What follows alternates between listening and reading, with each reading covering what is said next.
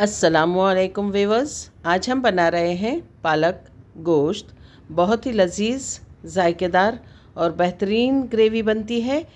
सहरी के लिए, इफ्तारी के लिए अच्छी डिश है। सबसे पहले हमने लेना है कुकर और उसमें ऑयल डालने के बाद एक बड़े साइज़ की प्याज हमने इसमें कट करके डाल लेनी है और साथ ही इसमें डालेंगे तेज़पत्ता, बादियान का एक फूल, काली इलायची, दारचीनी, 4-5 लौंग और अगर आप शामिल करना चाहें तो काली मिर्च का भी इस्तेमाल इसमें आप कर सकते हैं। नीचे हमने आंच फास्ट रखनी है, तेज़ आंच पर बनाने वाले हैं। प्याज हमारी हल्की गुलाबी हो चली है।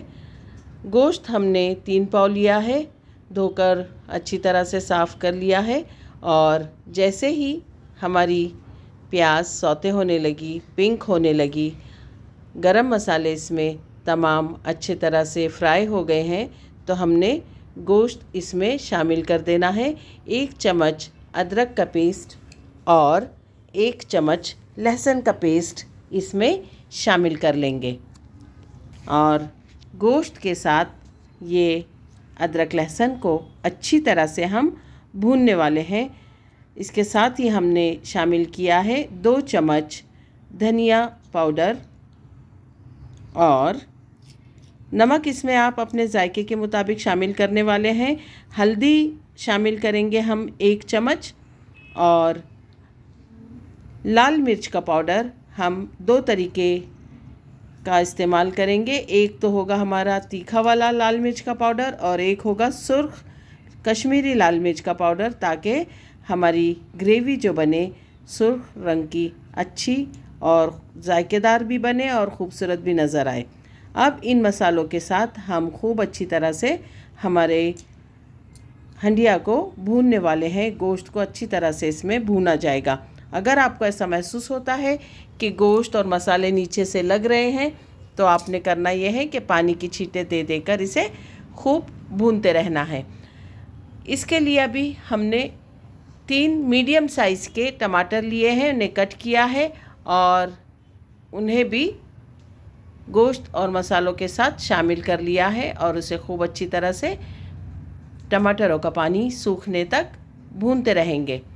याद रहे कि कुकर में हम बना रहे हैं, जैसे ही हम मसाला वगैरह भून लेंगे तो कुकर का ढक्कन लगाकर इसकी हम सीटी लगा देंगे और पानी हम अपने हिसाब से शामिल करेंगे जितनी हमें गाढ़ी ग्रेवी बनानी है और उस वक्त तक पकाएंगे जब तक कि हमें ये यकीन ना हो जाए कि गोश्त और अच्छी तरह से गल चुका है, मसाले अच्छी तरह से भून चुके हैं। देखिए हमने इसमें अब 1 प्याली खट्टा दही शामिल किया है।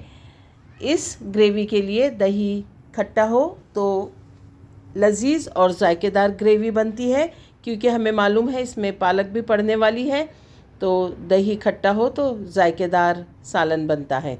अब दही के साथ भी मसाले गोश्त वगैरह को खूब अच्छी तरह से हम भूनने वाले हैं और कोशिश यही करेंगे कि हमारा डाला हुआ जो पानी है, टमाटर और दही, इन तमाम का पानी खुश्क भी हो जाए और मसाले अच्छी तरह से भुने भी जाएं और इनके कच्चेपन की खुशबू भी ख़त्म हो जाए।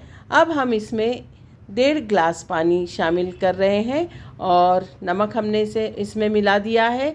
अपने जायके के मुताबिक आप अपना नमक इसमें शामिल कीजिए और इस स्टेज पर आपने नमक मिर्च चेक कर लेनी है और कुकर का ढक्कन लगाकर सीटी लगाकर इसे हम पकने के लिए तेज़ आंच पर रख देंगे और कोशिश यही रहेगी कि सीटी इतनी लें हम कि 80% गोश्त इसमें गल जाए। 20% इसके पकने की तरकीब जो है हम बाद में मुकम्मिल करने वाले हैं जब हम इसमें पालक शामिल करेंगे। 3 पाव गोश्त के लिए हमने 1 बड़ी पालक ली है। अगर पालक की गड्डियाँ छोटी हो तो आपने 2 लेनी है। धोकर साफ़ कर लेनी है, काट लेनी है, ने छोटे छोटे टुकड़े कर लेना है। अगर टुकड़े बड़े भी हो तो कोई मज़ायका नहीं, क्योंकि हम काट कर इसे धोकर पानी में उबालने वाले हैं और फिर वापस से इसका पानी निथार कर लेने वाले हैं। तो अगर पालक बड़ी भी कटी हो तो इस प्रोसेस में पालक के छोटे छोटे टुकड़े हो ही जाएंगे। अब हमने पालक में थोड़ा सा नमक मिलाकर पानी में उबाल लेना है। थोड़ा सा ही पानी रखना है क्योंकि पालक भी अपना पानी छोड़ देगी। इस प्रोसेस में होता यह है कि पालक का तुर्श जो जायका होता है और इसकी स्मेल जो होती है वो तकरीबन ख़त्म हो जाती है और बहुत महीन सी पालक हमें मिल जाती है उबलने के बाद, जिसे हमने थोड़ा सा मैश करके ग्रेवी में शामिल करना है। पालक गर्म पानी में अच्छी तरह से उबल रही है। इसे 1-2 चम्मच चलाकर हम ऊपर नीचे अच्छी तरह से करेंगे ताकि तमाम पालक उबलने के प्रोसेस से गुज़र जाए। अब पालक उबलने के बाद इसकी स्मेल भी ख़त्म हो जाती है और इसका तुर्श सा जो जायका होता है वो भी ख़त्म हो जाता है। अब हमने करना ये है कि स्टोव बंद करने के बाद इसे साफ़ पानी में निथार लेना है।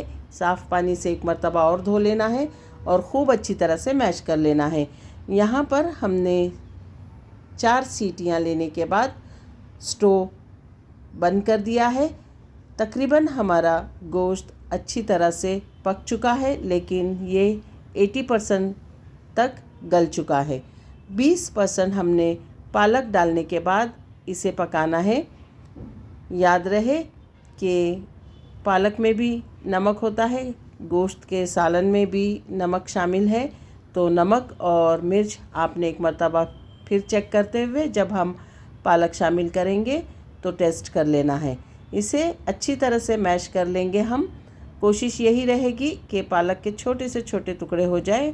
मिक्सर में ना डालें वरना इसका जायका बहुत ही ख़राब हो जाएगा। अब इसे हमने गोश्त के सालन में शामिल कर लिया है और एक मर्तबा फिर उसे 5 से 7 मिनट तक भूनकर गरम मसाला पाउडर, ज़ीरा पाउडर शामिल किया है और इसे अच्छी तरह से मिक्स करने के बाद इसकी लिड लगाकर हमने फिर से इसके 2 सीटी तक पकने का इंतज़ार करना चाहिए ताकि हमारा सालन खूब अच्छी तरह से पक जाए। इस तरह के ग्रेवी में बहुत ज़्यादा ऑयल होता है, आप बाद में इसे निकाल सकते हैं। अगर आपको ये रेसिपी पसंद आती है तो इसे लाइक कीजिए, सब्सक्राइब कीजिए और एक मर्तबा ज़रूर ट्राई कीजिए। अल्लाह ताला आपके दस्तरख़्वान पर बहुत सारी बरकतें और नेमतें अता फ़रमाए। दुआओं में याद रखिए।